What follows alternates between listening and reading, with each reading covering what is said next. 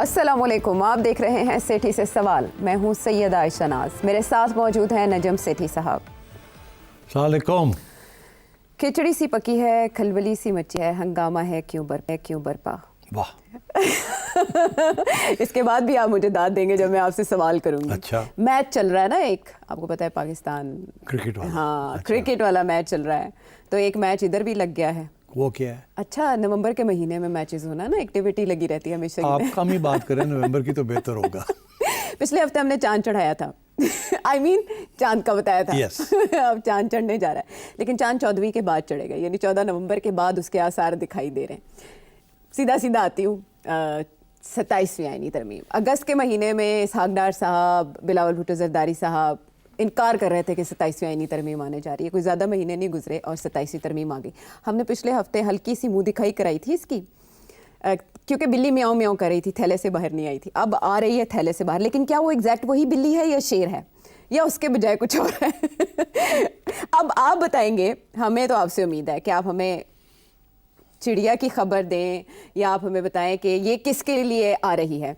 तो फैसल वावडा साहब ने उसके कुछ इशारे दिए हैं, क्या आप भी उनसे इत्तेफाक करते हैं? हम आते हैं फिर आपकी तरफ। जी, जो अमेंडमेंट रिक्वायर्ड हैं वो किसी अभाम के तहत उसका आप ये समझें कि वो हो जाएगी। मुझे तो ये बहुत स्मूथ होती हुई और बहुत स्मूथली पास होती हुई नज़र आ रही है। सेनेट से ही होगी, जो जिधर का मैं सेनेटर हूँ, फिर उसका कमेटी में चला जाएगा। ये एज पर प्लान है। फ्राइडे को इजलास है, ज़रूरत पड़ी सैटरडे को भी बुला लेंगे, और ज़रूरत पड़ेगी तो संडे को भी बुला लेंगे। लेकिन इसके अंदर क्लैरिटी रखें कि जो अभाम है किसी भी चीज़ के ऊपर, उसके अंदर फ्लाइट ऑन बोर्ड है, स्ट्रेट है। आप लोग 27वीं के लिए बेताब हो रहे हैं, मैं 28वीं की तैयारी पे खड़ा हूँ।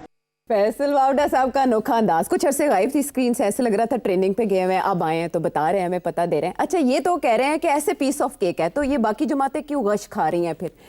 26वीं यानी तरमीम आई अदलिया के लिए, ये किसको कंट्रोल करने के लिए आ रही? नहीं, जो चीज़ें रह गई थी 26 में वो 27 में आ रही हैं, जो 27 में रह जाएंगी वो 28 में आ जाएंगी। ये सही कह रहे हैं, फैसल वावडा बिल्कुल सही बात कर रहे हैं। उन्हें पता है क्या होने जा रहा है। अच्छा, और मैं आपको बताऊं, सभी को पता क्या होने जा रहा है। अफसोस इस बात का कि जो असली चीज़ है उसके ऊपर कोई तवज्जो नहीं दे रहा।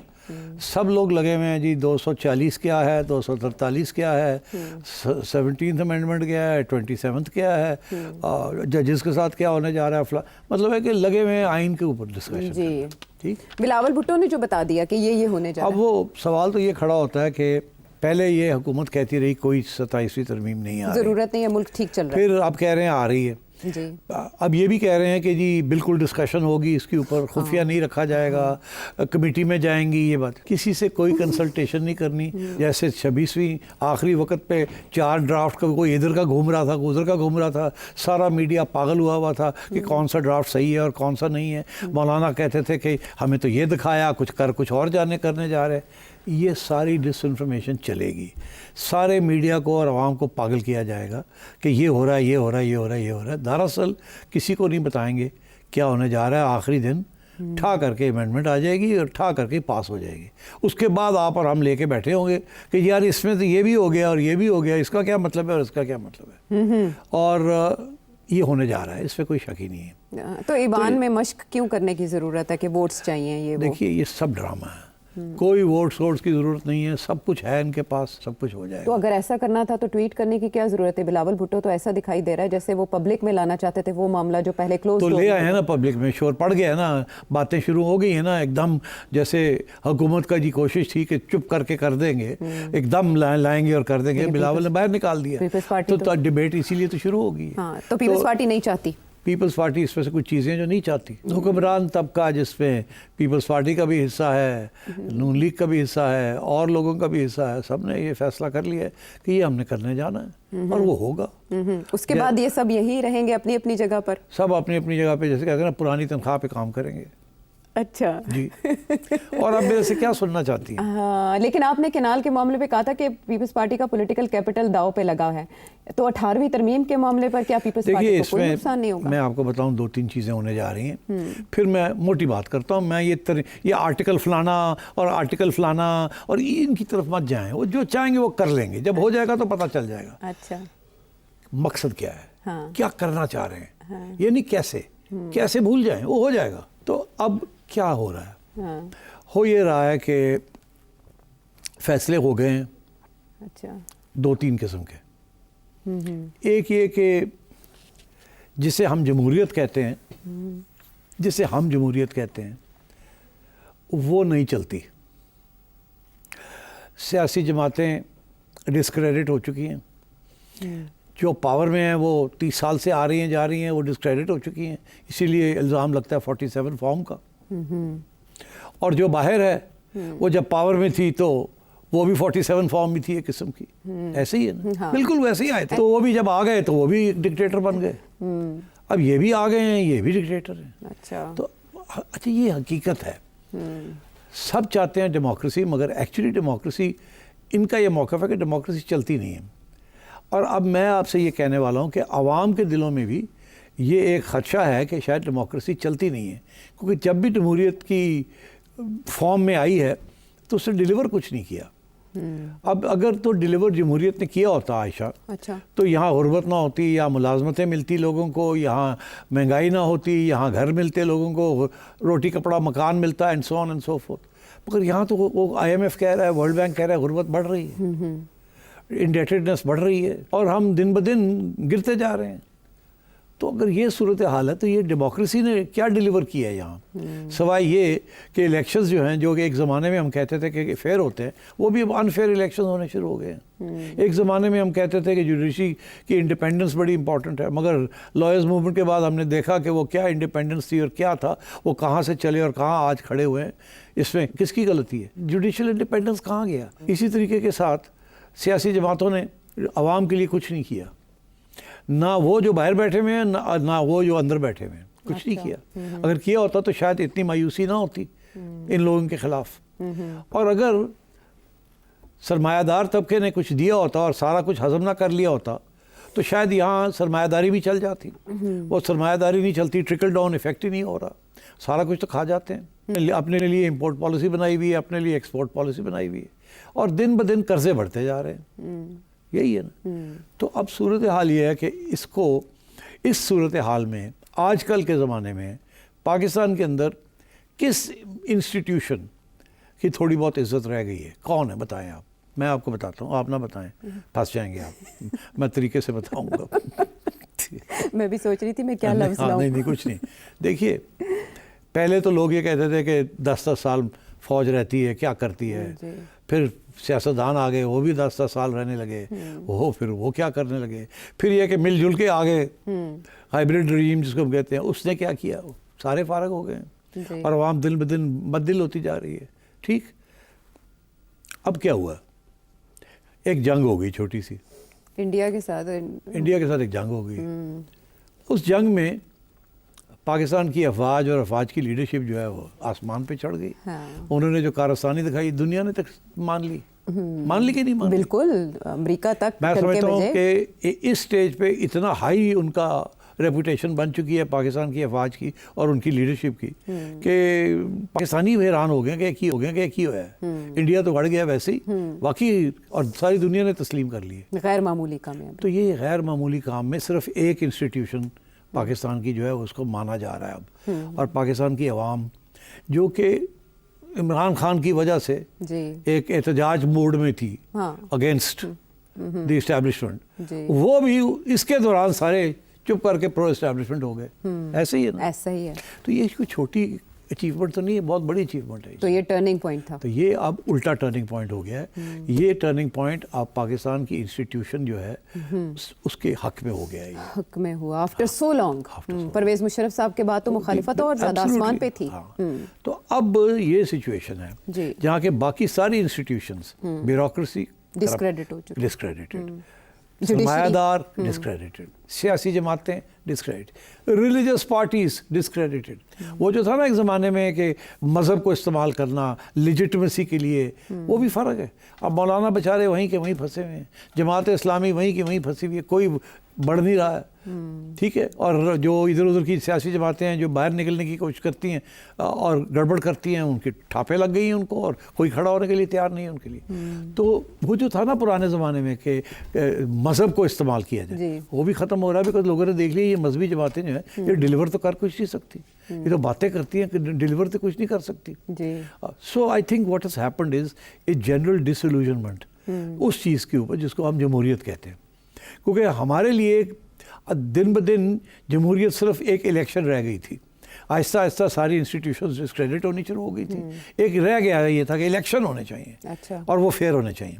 तो पहला स्टेप तो ये हुआ कि इलेक्शन फेयर नहीं हुए। लास्ट फेयर इलेक्शन 2013 का था, उसके बाद सारे इलेक्शन जो हैं ऐसे ऐसे ही हैं। तो वो भी क्रेडिबिलिटी ख़त्म हो गई। इलेक्शन कमीशन फारग हो चुकी है, कोई क्रेडिबिलिटी नहीं रही। अच्छा। ठीक। तो अब रह क्या गया है? आप बताएं, कोई चीज़ रह गई है? सिर्फ एक इंस्टीट्यूशन रह गई है, अब वो आसमान पे है। नैरेटिव में, नैरेटिव बदल गया है, और उनकी कारकर्दगी उस एरिया में जहां वो माहिर हैं उन्होंने प्रूव कर दिया। अच्छा, और फिर दुनिया ने अमेरिका से लेकर मिडिल ईस्ट की ममालिक ने सब ने तस्लीम कर लिया। अब ये मिडिल ईस्ट और मुस्लिम ममालिक और अमेरिका बड़े अहम रोल अदा करते हैं पाकिस्तान की इकोनॉमी में और पॉलिटिक्स में।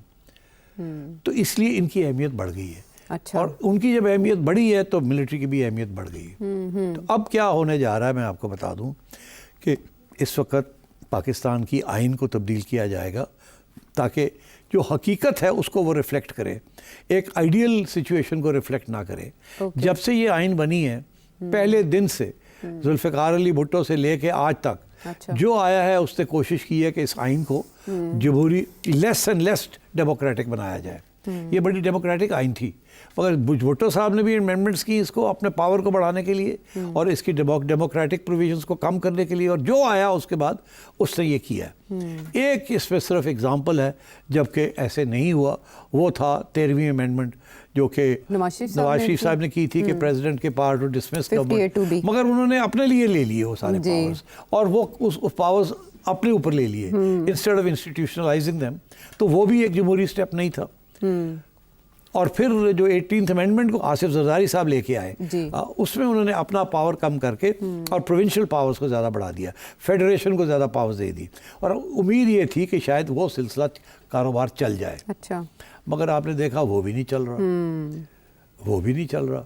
प्रोविंसेस तो साथ आती नहीं है, फेडरल गवर्नमेंट जो है वो इधर जा रही है, प्रोविंसेस उधर जा रहे हैं, और आपस में कॉन्फ्रंटेशंस चल रही हैं। अच्छा। तो और instead of United federal parties वो प्रोविंशियल रीजनल पार्टीज बननी शुरू हो गई। सो आई थिंक ये एक्सपेरिमेंट विद डेमोक्रेसी जो है ना, ये फेल हो चुका है यहाँ। अच्छा, उसके अब नतायज आपके सामने आ रहे हैं, एक एक करके हमारे जो पिलर्स ऑफ डेमोक्रेसी थी वो गिरते जा रहे हैं, और वो उनको गिराया नहीं जा रहा, वो खुद गिर रहे हैं। वो खुद चाहते तो खड़े हो सकते थे, मगर हर एक ने अपने पाँव पे कुल्हाड़ियाँ मारी हैं, including the political parties and including the judiciary. Okay. तो इसलिए आज ये रोना कि जी आइन को ये होने जा रहा है, आइन को वो होने जा रहा है, कौन करने जा रहा है? ये पार्लियामेंटेरियंस ही करेंगे ना। लेकिन पीपल्स पार्टी भी करेगी? करेगी। अच्छा जी, करेगी। रिवर्स कैसे करेगी? इस पे यू टर्न कैसे लेगी? कोई नहीं, वो यू टर्न के लिए सिखाने वाले बड़े लोग हैं, सिखाने के लिए। अच्छा। कि यू टर्न, उनको बेसिकली पीपल्स पार्टी को कोई फिक्र नहीं है जमहूरियत का। अच्छा। मैं आपको बता रहा हूँ, ना मुस्लिम लीग को है, ना पीटीआई को है। अच्छा।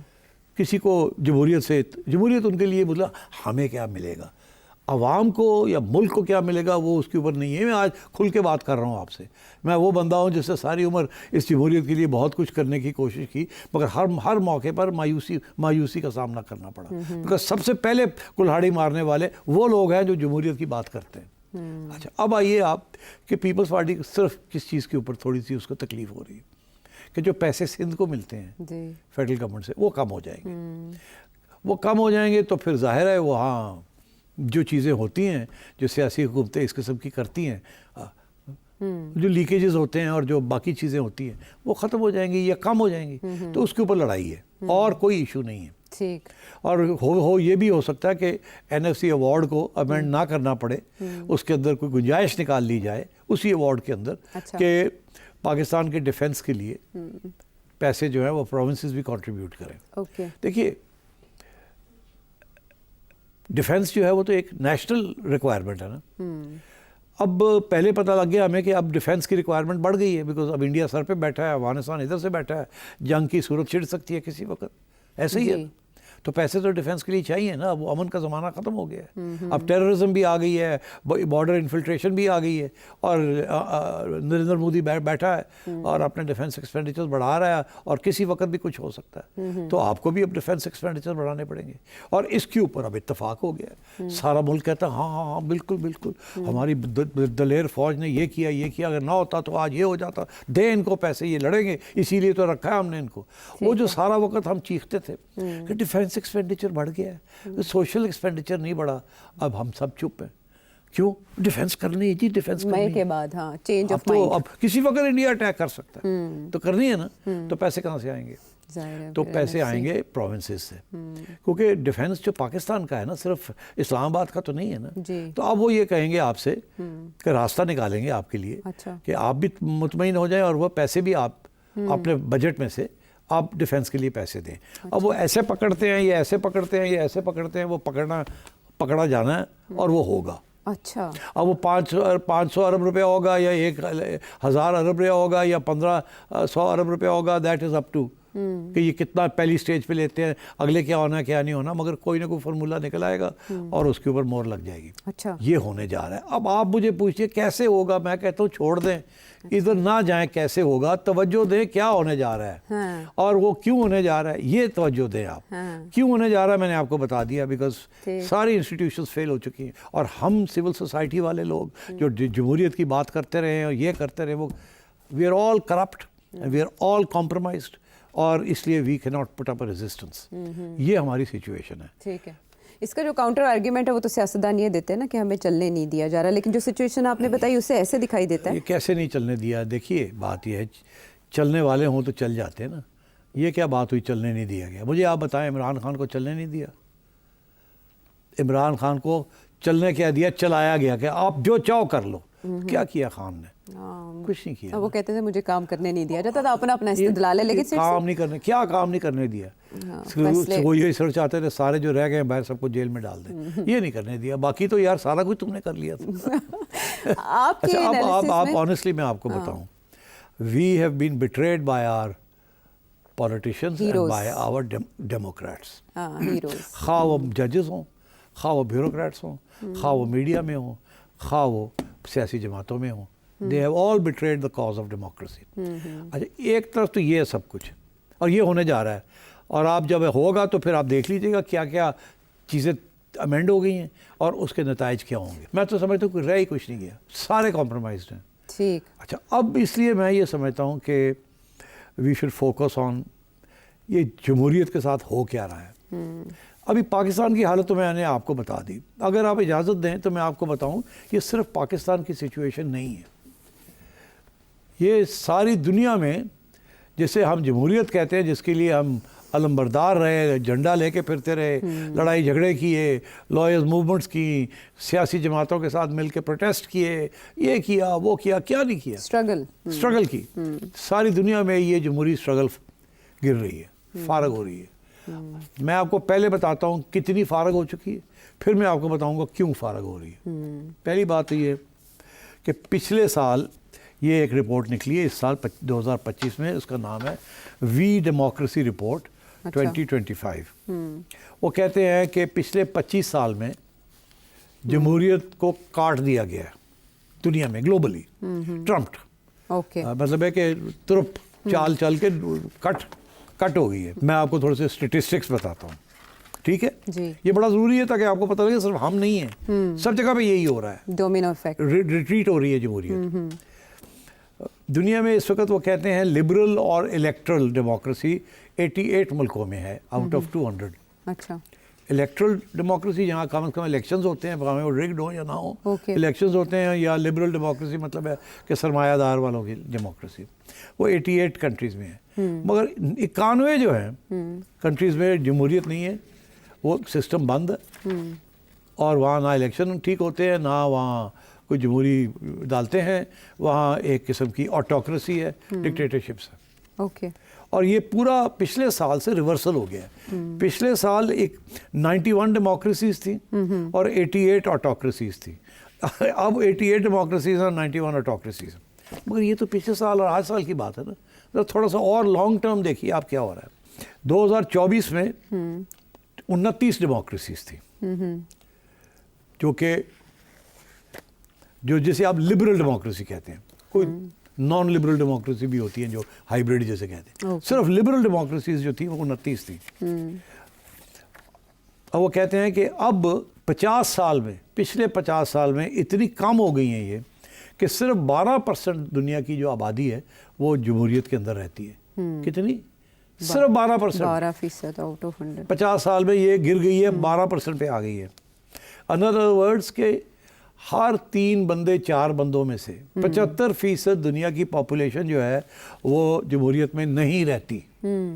72%। अब मैं आपको और थोड़े से फिगर्स देता हूँ और ये फिर मैं बाद में बताऊंगा ये क्यों हो रहा है। जी। 2004 में 13% दुनिया की आबादी थी जो कि उन मुल्कों में रहती थी जो जमहूरियत की तरफ बढ़ रहे थे। अच्छा।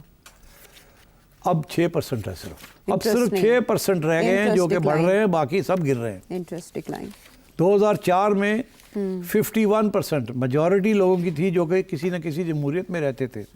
अब 24 में सिर्फ 28% रह गए हैं। 2004 में 12 मुल्क थे ऐसे जो कि डिक्टेटरशिप की तरफ बढ़ रहे थे। 2024 में 45 मुल्क ऐसे हैं जो कि डिक्टेटरशिप की तरफ बढ़ रहे हैं। 2004 में आज़ादी, फ्रीडम ऑफ स्पीच, बात करने की आज़ादी, 29 मुल्क ऐसे थे जहां आज़ादी थी। अच्छा। अब सिर्फ 8 रह गए हैं। इलेक्शंस 2004 में 10 ऐसे मुल्क थे जहां इलेक्शंस थोड़े गिर रहे थे, अदरवाइज ठीक थे। 2024 में 25 ऐसे मुल्क हैं जहां इलेक्शंस भी गिर रहे हैं। ये 2004 और 2024 का ये है। अच्छा। ठीक है। अच्छा, अब आइए आप थोड़ा सा मैं आपको और बड़े इंटरेस्टिंग फिगर्स देता हूँ। एक और रिपोर्ट आई है, उसका नाम है global state of democracy report. 173 countries, 173 मुल्कों को असेस किया गया। उसमें से 54% में जमहूरियत कहीं ना कहीं गिरी है। अच्छा। ठीक, यहाँ तक इंडिकेटर्स ऑफ डेमोक्रेसी है कि जमहूरियत के क्या पॉइंट्स हैं। इलेक्शंस हैं, ये है जमहूरी, फ्रीडम ऑफ स्पीच है, जुडिशरी है, उनका क्या हाल रहा, उसकी भी आप देख लें डिक्लाइन कैसे ग्लोबली, सिर्फ पाकिस्तान की बात नहीं हो रही। 2024 में 74 नेशनल इलेक्शंस थे जहां क्रेडिबिलिटी गिरी, मतलब एक क्वेश्चंस रखे कि ये सही हुए हैं, ये गलत हुए हैं। इस तरीके के साथ जमहूरियत की जो इंस्टीट्यूशंस हैं उनके अंदर ट्रस्ट जो है वो गिर गया। इसी किस्म की सारे स्टेटिस्टिक्स हैं, फ्रीडम ऑफ एक्सप्रेशन, ये इसी तरीके के साथ वो है आपके जुडिशरी का हाल क्या हुआ है ऑल ओवर वर्ल्ड। और साथ ही में इंडिया है, इंडिया के अंदर भी इलेक्शंस जो है वहाँ भी अब रिगिंग के इश्यूज शुरू हो गए हैं और वहाँ भी जमहूरियत इज़ ऑन अ रिट्रीट। वहाँ की जुडिशरी के पास टेक अवे कर दिए, वहाँ की भी जुडिशरी के ऊपर भी इश्यूज खड़े हो गए हैं, वहाँ के इलेक्शंस के ऊपर खड़े हो गए हैं, वहाँ की नरेंद्र मोदी की प्रेस फ्रीडम के ऊपर खड़े हो गए हैं। ऑल ओवर द वर्ल्ड ये हो रहा है और डिलीवरी नहीं दे रही। एक तरफ ये गिर रहे हैं और दूसरी तरफ डिलीवरी नहीं दे रही। कहीं भी इन मुल्कों के अंदर स्टैंडर्ड ऑफ लिविंग ऑफ आवाम वो नहीं बढ़े, सभी गिर ही रहे हैं। अच्छा, तो अब ये अब इसके ऊपर किताबें भी लिखी जा रही हैं। अच्छा। तो मैं आपसे ये अर्ज़ कर रहा हूँ कि इस सूरत हाल में आप क्या समझेंगे कि यहाँ क्या होगा। यहाँ भी वही हो रहा है ना, पॉपुलेशन बढ़ रही है, गुर्बत बढ़ रही है, बेरोज़गारी बढ़ रही है, लोग तकलीफ़ में हैं। ठीक। आप उनको जमहूरियत की बात करते हैं, वो कहते हैं आप जमहूरियत, हम इलेक्शन भी अब तो साफ नहीं रहे, हम जिसको लाते हैं वो भी नहीं हमारे, अगर आ भी जाएं तो हमारा काम नहीं करते। तो इसलिए अब जो रोमांस जो है दुनिया का वो किधर जा रहा है? डेमोक्रेसी के साथ ख़त्म हो रहा है, अमेरिका के साथ ख़त्म हो रहा है, यूरोप के साथ ख़त्म हो रहा है, किधर जा रहा है? शिफ्ट हो रहा है ऑपोजिट साइड। चाइना। चाइना एक ऐसा मुल्क है जहाँ जमहूरियत, जिसे क्लासिकल जमहूरियत कहते हैं, वो नहीं है। वहाँ और किस्म की जमहूरियत है, लोकल गवर्नमेंट है और नेशनल लेवल के ऊपर बिल्कुल डिक्टेटरशिप है। और उन्होंने किया क्या है, उन्होंने गुर्बत ख़त्म कर दी चाइना के अंदर। राइट। उन्होंने आवाम को इन्वॉल्व कर लिया in the uplift of the entire country, welfare करके उन्होंने काम कर दिया। तो उन्होंने अपना जो चाइनीज़ मॉडल है ना वो कामयाब हो गया है। अब सब दुनिया में डिक्टेटरशिप जहाँ बढ़ रही हैं वो सब चाइना की तरफ देख रहे हैं कि हमें आवाम के लिए कुछ करना है। उन्होंने कैसे आवाम के लिए किया, और अगर ये जमहूरी तरीके इस्तेमाल किए तो उसमें आवाम के लिए कुछ नहीं होता, अमीरों के लिए कुछ ना कुछ हो जाता है। तो अब China is the new model.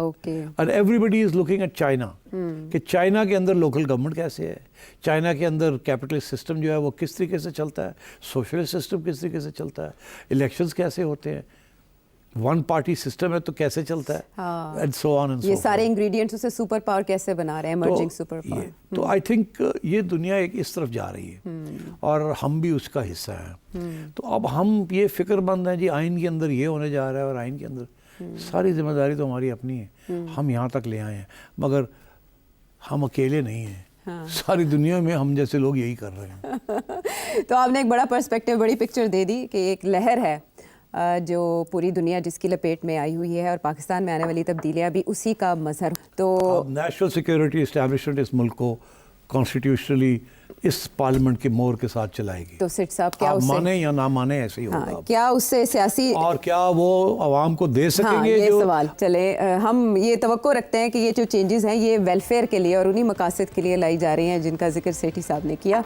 हम वापस आते हैं ब्रेक के बाद।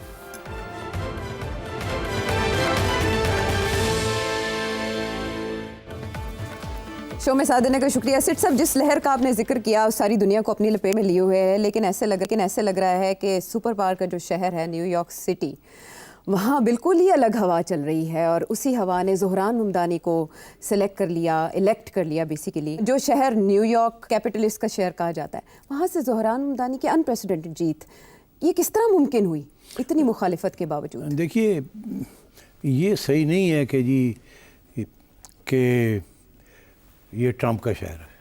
ट्रंप रिपब्लिकन है, न्यूयॉर्क तो हमेशा डेमोक्रेटिक वोट मिला है वहाँ तो, रिपब्लिकन्स को नहीं मिलता वहाँ वोट। अच्छा। डेमोक्रेटिक सिटी, ईस्टर्न कोस्ट जो है ना अमेरिका का, वहाँ सब डेमोक्रेट्स हैं। अच्छा। मोस्टली सेंट्रल अमेरिका जो है और सदर्न अमेरिका जो है वहाँ रिपब्लिकन्स की मेजॉरिटी होती है। अच्छा।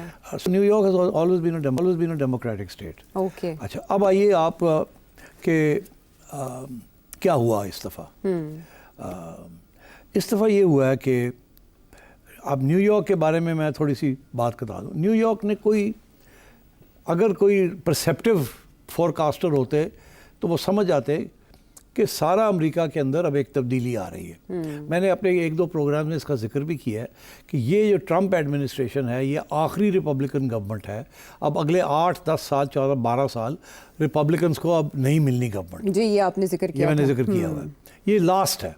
और इसके भी बड़े कुछ स्पेशल रीजंस थे कि वो हो गया है, क्योंकि डेमोक्रेट्स ने कोई अच्छा कैंडिडेट पुट अप नहीं किया और खुद डिवाइडेड थे, और जिस कैंडिडेट को पुट अप करना चाहिए था उसको नहीं किया। उसने आके इस दफ़ा ममदानी को सपोर्ट किया है। तो मतलब ये है कि जो सोशलिस्ट, इशू ये है कि अमेरिका के अंदर भी बड़ी डेमोग्राफिक चेंजेस आए हैं और न्यूयॉर्क सिटी सबसे ज़्यादा तब्दीली आई है वहाँ, और एक किस्म की तब्दीली जो कि एक ट्रेंड बन रहा है। न्यूयॉर्क की जो पॉपुलेशन है वो कोई 8.5 मिलियन के करीब है न्यूयॉर्क सिटी की, नॉट स्टेट। सिटी और स्टेट में फ़र्क है। स्टेट गवर्नर डेमोक्रेटिक है, मगर सिटी जो है वहाँ अब ममदानी का मेयर बना है। अच्छा, मेयर न्यूयॉर्क के आज ही बता रहे थे हमारे दोस्त कि न्यूयॉर्क स्टेट का बहुत बड़ा बजट है, पर न्यूयॉर्क सिटी का जो वो इज़ बिगर देन पाकिस्तान। आप खुद ही सोच ले कितनी सरमायादार की कैपिटलिस्ट, इसीलिए कहा। वो वॉल स्ट्रीट है ना, वहाँ सारी कैपिटलिज्म वहीं है, स्टॉक एक्सचेंज वहीं है, सब कुछ वहीं है। अच्छा, उसमें से न्यूयॉर्क सिटी में से 8.5 मिलियन के करीब पॉपुलेशन है। उसमें से जो जूइश पॉपुलेशन है वो कोई 1.2 मिलियन है। तो आप समझे कि 8.5 मिलियन में से 1.25 मिलियन जो है वो जूइश पॉपुलेशन और 14-15% वहाँ की जूइश पॉपुलेशन है। अच्छा, अब जो डेमोग्राफिक प्रोफाइल है 18 से लेके 34 साल की उम्र तक के जो लोग हैं, लड़के लड़कियां हैं, ये 27%, ह्यूज नंबर। और ये जो सारी स्विंग हो रही है ये 2 जगह पे हो रही है। एक ये जो यंग लोग हैं ये स्विंग किए हैं और ये बाहर निकले हैं, हाईएस्ट टर्नआउट इन 50 इयर्स। यस, इन्होंने 1960 के बाद ये अब पहली दफा ये बाहर ज्यादा लोग निकले, इन्होंने फील किया है। तो जेन जी यानी जेन जी और मिलेनियम दोनों मिला के, millennium and Gen Z, millennial. हाँ, और 27%, that's a big chunk. Pakistan में भी आप देखें यंग लोग जो है मेजॉरिटी में है, 60-65%। तो this is why it's changing. Life in America and the eastern seaboard is changing. और ये जो सिटी है ये इमिग्रेंट्स की सिटी है। सबसे पहले इमिग्रेंट्स जो अमेरिका आए थे वो ईस्टर्न कोस्ट पे आए थे और मैनहट्टन पे आए थे। सो अमंगस्ट देम इज मैनहट्टन, बाकी भी ईस्टर्न कोस्ट पे जो स्टेट्स हैं। तो मैं ये समझता हूँ कि these people played a very significant role. अच्छा, इनमें से ये कहते हैं ये इमिग्रेंट्स की सिटी है, जैसे मैंने अभी बताया, और उन्होंने भी कहा है कि ये और immigrants से ममदानी belong ने करता इस बात को एम्फसाइज किया है कि ये इमिग्रेंट्स की सिटी है, ये सरमायादारों की नहीं है, ये इमिग्रेंट्स हैं। इमिग्रेंट्स वो लोग होते हैं जो गुर्बत से भाग के कहीं और अपना फ्यूचर बनाने के लिए आते हैं, हिजरत करते हैं। और उनकी जो अहमियत होती है वो बहुत होती है, इसीलिए क्योंकि बड़े मेहनती लोग होते हैं, वही बनाते हैं मुल्क जहाँ जाते हैं। ठीक, क्योंकि वो मेहनत से काम करते हैं और अपनी यूटिलिटी अपनी साबित करते हैं, वहाँ पर और हिस्सा डालते हैं अच्छा, उस मुल्क की तरक्की में। तो मेरा ख्याल है कि इस सारी इलेक्शन में ममदानी ने ये बात देख ली थी कि न्यूयॉर्कर्स जो हैं उनका भी जो स्टैंडर्ड ऑफ लिविंग है वो गिर रहा है।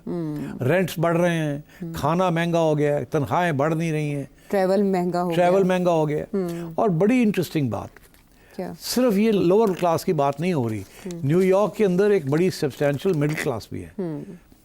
और वो मिडिल क्लास के साथ भी ज़्यादातर ये प्रोफेशनल लोग हैं जो किराए के घरों में रहते हैं। Rent and groceries and child care, क्योंकि ये बहुत महंगा हो गया। और इसके लिए कोई भी जो भी वहाँ आया लोकल गवर्नमेंट, उन्होंने कोई सहूलतें नहीं की। तो उसने एक लोकल इशू लेके उसने समझ लिया, हाथ नब्स कि यहाँ यंग लोग क्या चाहते हैं। वो ये नहीं देख रहे कि मैं मुसलमान हूँ, वो इस्लामोफोबिक नहीं देख रहे, उन्हें फ़र्क नहीं पड़ता कि मैं एंटी इसराइल हूँ या नहीं हूँ, उन्हें इन चीज़ों से नहीं है। एक दूसरा ये कि वो अपनी शहर की देखना चाहते हैं डेवलपमेंट और अपनी डेवलपमेंट देखना चाहते हैं। और तीसरी बात जिसकी तरफ अमेरिकन मीडिया तवज्जो नहीं दे रहा और जान के नहीं दे रहा, वो ये है कि इजराइल और जूइश लॉबी का जो इन्फ्लुएंस है all across America but specially in the states वो कम हो गया है। ये जो इजराइल ने जेनोसाइड किया ना, ये बूढ़े लोग सेंट्रल अमेरिका में वहाँ तक खबरें नहीं जाती, मगर ये जो सारे इलाके हैं ईस्टर्न सी बोर्ड के और उधर कैलिफोर्निया और इस किस्म की जगह पे, यहाँ लोग आ वेरी सेवी, इंटरनेट चलता है, लोग दुनिया देख रहे हैं और उन्हें ये बात समझ आ गई है कि यहाँ जेनोसाइड हुई है। उसका बहुत बड़ा फर्क पड़ा है। ये एक किस्म का रिवोल्ट है अगेंस्ट द अमेरिकन एस्टैब्लिशमेंट जो जेनोसाइड को सपोर्ट कर रही है और रिपब्लिकन पार्टी जो सपोर्ट कर रही है। राइट। डेमोक्रेट्स, एस्टैब्लिशमेंट डेमोक्रेट्स, वो सपोर्ट कर रहे हैं। So I think Mamdani has played on the right wicket and I think that is why he has been supported. बाकी बातें इधर की उधर की बहुत हैं। इसीलिए कहा जा रहा है कि 30% के करीब यहूदी वोट भी इनको मिला है, बजाय इसके मतलब कि ये अगेंस्ट जा रहे थे। बिकॉज यहूदी वोट मिला है because of genocide and awareness भी जो आई जिस तरह से आई। तो ठीक है, ज़ोहरान ममदानी की कामयाबी गैर मामूली है और पूरी दुनिया में इस पर डिस्कशंस की जा रही हैं कि किस तरह से उन्होंने ललकारा उन तबकात को जो हमेशा से ताकतवर समझे जाते थे, लेकिन इसके बावजूद वो कामयाब हो गए। तो क्या चल भी पाएंगे? ब्रेक के बाद आके बात करते हैं।